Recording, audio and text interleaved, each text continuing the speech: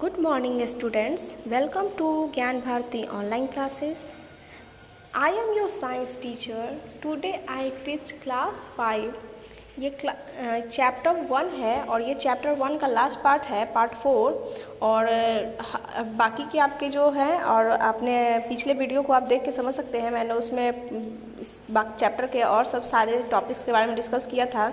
और आज मैं डिस्कस करेंगे सीड्स एंड इट्स स्ट्रक्चर, बीज और उसके बनावट। बीज का बनावट कैसे होता है, कैसे वो पोषक तत्व लेता है, इसके बारे में आज हम लोग को डिस्कस करना है। टॉपिक पे आते हैं। The outer hard covering of a seed is called seed coat. The part of seed which is protected by the seed coat is called embryo. यहाँ पे बोल रहा है कि बीज के बाहरी कड़े आवरण को हम लोग क्या कहते हैं? बीज के सबसे बाहरी आवरण को हम लोग सीड कोट कहते हैं। The part of the seed which is proceed by the seed coat is called embryo. Coat बीज का वह भाग जो बीज पत्रक द्वारा संरक्षित किया जाता है उसको भ्रूण आवरण कहा जाता है। भ्रूण आवरण, ये एम्ब्रॉयो मतलब क्या हो गया? भ्रूण का आवरण। मतलब कि ये सबसे आप आउटर लेयर देख रहे हैं ना, किनारे किनारे, इसी को हम लोग क्या कहेंगे? सीड कोट कहते हैं। और उसके भी एक अंदर होता है एम्ब्रॉयो, जो उसको हम आवरण का भ्रूण कहते हैं। The seed coat is made of the 2 layers, inner tegmen and outer testa. Seed coat जो होता है वो दो लेयर से मिलकर बना है। पहला तो एक होता है इनर कोट और दूसरा होता है बाहरी। तो आंतरिक टेगमेन हम कहते हैं ऊपर वाले भाग को, और अंदर वाले भाग को क्या कहते हैं? टेस्टा कहते हैं। यह बीज on the seed coat here is a scar called hilum. और इसमें क्या होता है? एक निशान होता है जिसको हम लोग क्या कहते हैं? हिलम कहते हैं। Through which seed is attached to its seed vessels, one of the hilum is the micropyle through which seeds absorb water during the process of germination। यह अपने बीज के पोत से जड़ी हिलम से एक छोर पर होती है। जैसे कि देखिए, ये हो गया आपका हिलम। माइक्रोपोलाइल जिसमें बीज का अवशोषण होता है। माइक्रोपोलाइल क्या होता है? जिसमें बीज क्या करता है? अवशोषण करता है। क्या क्या लेता है? तो अवशोषण करते समय पानी वगैरह को ये क्या करता है? एब्जॉर्ब करता है जर्मिनेशन के समय में। और अंकुरण की प्रक्रिया के दौरान यहाँ पे क्या किया जाता है? इसको पानी दिया जाता है। आगे है, the embryo consist one of 2 teeny seed leaves called cotyledons which store food। a teeny cotyledons जो होता है, सॉरी cotyledons नहीं, cotyledons। the embryo consists 1 or 2 teeny seed leaves, it is called cotyledons। और इसमें क्या होता है? 1-2 छोटे छोटे पत्ते देखने को जो मिलते हैं हम लोग, टीनी सीड में लीव्स होते हैं, उसको हम लोग cotyledons कहते हैं, जो भोजन को क्या करता है? स्टोर करके रखता है। और tiny root is called radical and the tiny shoot called plumule. मतलब कि इसमें जो छोटे छोटे जो भोजन जिसमें स्टोर होता है, ये जो पत्ती देख रहे हैं आप यहाँ पे, इसमें बीज का क्या है? भोजन स्टोर होता है, और इसको हम लोग रेडिकल कहते हैं। और एक इसमें छोटा सा सूट होता है जिसको हम लोग प्यूमिल कहते हैं। रेडिकल मोनोक्टाइल के माध्यम से पानी का, ये रेडिकल क्या करता है? पानी को अवशोषित करेगा। भ्रूण संग्रहित भोजन का ये उपयोग करता है। The radicle absorb water through the micropyle and the embryo use to store food. Radicle क्या करता है? पानी को माइक्रोपाइल में और एम्ब्रॉयो भोजन को संग्रहित करके रखता है। नेक्स्ट है, which result is in its growth, as in grow its outer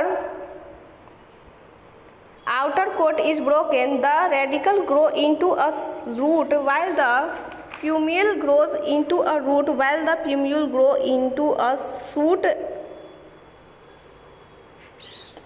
shoot and produce leaves। देखिए, इसमें बोल रहा है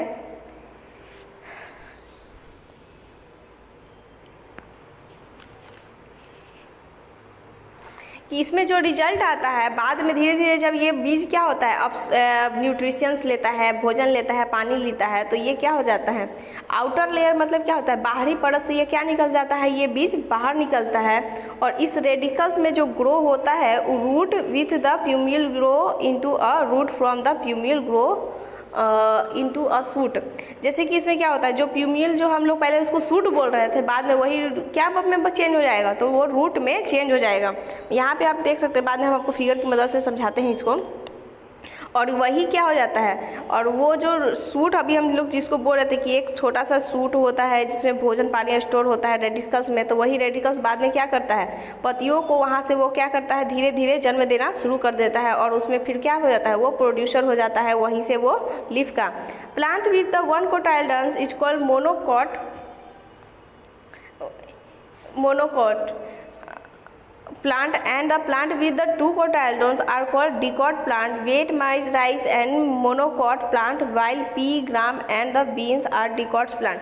एक बीज पत्र वाले पादप को हम द्विबीजपत्री पादप कहते हैं और दो बीज युक्त वाले पादप को डिकॉट पादप कहते हैं। जैसे कि गेहूं, मक्का, चना, चावल ये सब क्या है मोनोकॉट पौधे हैं, जबकि मटर, ग्राम, सेम डिकॉट पौधे हैं।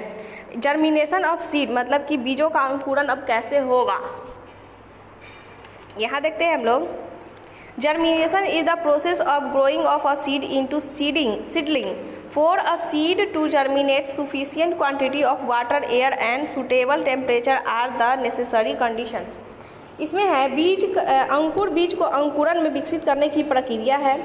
ये अंकुरण देखने के लिए हमको क्या क्या चाहिए, तो इसके लिए पर्याप्त पानी चाहिए, हवा चाहिए और टेम्परेचर भी क्या होना चाहिए उस बीज के अकॉर्डिंग होना चाहिए।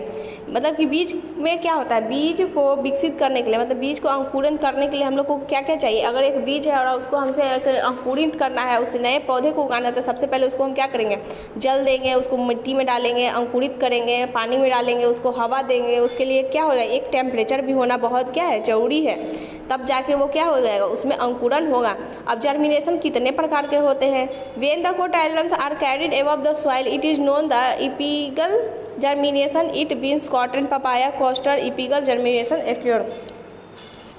अब इसमें बोल रहा है कि जब मिट्टी के सबसे ऊपर बीज पत्र को ले जाते हैं मतलब कि मिट्टी के ऊपर बीज पत्र को ले जाते हैं तो उसको हम एपिजियल जर्मिनेटर कहते हैं। जैसे कि बीन्स, कपास जो होते हैं इसी से विकसित होते हैं। अब when cotyledons are carried above the soil it is called the epigeal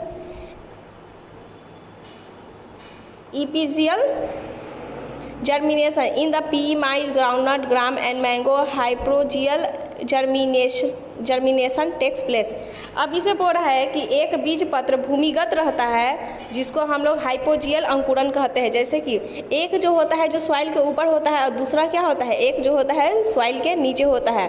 तो जो सॉइल के ऊपर होता है उसको एपिजियल जर्मिनेशन कहते हैं और जो सॉइल के जो नीचे होता है उसको हाइपोजियल जर्मिनेशन कहते हैं। तो एपिजियल जर्मिनेशन में कौन कौन से पौधों में होगा तो बीन्स, कॉटन, पपाया ये सब में होगा और हाइपोजियल जो जर्मिनेशन होगा वो कौन कौन से प्लांट में होगा तो पी, माइज, ग्राउंडनट, ग्राम, मैंगो ये सब क्या है हाइपोजियल जर्मिनेशन इसके जगह पे होगा।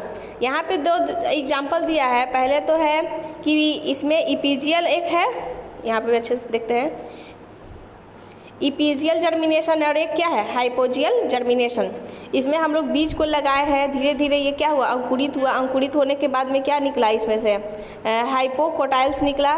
उसके बाद में यही हाइपोकोटाइल्स हुए क्या चीज़ बदल गया एक रूट में बदल के और ऊपर वाला ये जो इसका पार्ट था क्या चीज़ में बदल गया सूट में बदल गया और यहीं से रूट सिस्टम और सूट सिस्टम में क्या हो गया डिवाइड हो गया। तो ये क्या हुआ ये मिट्टी के ऊपर का जर्मिनेशन था। अब देखिए नीचे इसमें क्या होता है इसमें भी बीज लगाते हैं हम लोग, इसमें भी जड़ क्या हो जाता है ज़मीन की ओर जाता है और इसके ज़मीन में से क्या हो जाता है इसमें से क्या हुआ था इसमें हुआ था कि जो इसमें रेडिकल था वही क्या में बदल जाता है रूट में, लेकिन इसका जो रेडिकल है वो रूट में नहीं बदल के क्या में बदल जाता है तो वो सीधा सूट में बदल जाता है।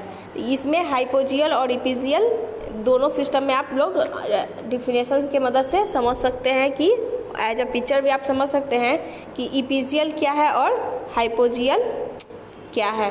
डेट्स ऑल, ये आपका चैप्टर आज यहाँ से ख़त्म होता है। इस पे बेसिस हम क्वेश्चंस करेंगे। That's all.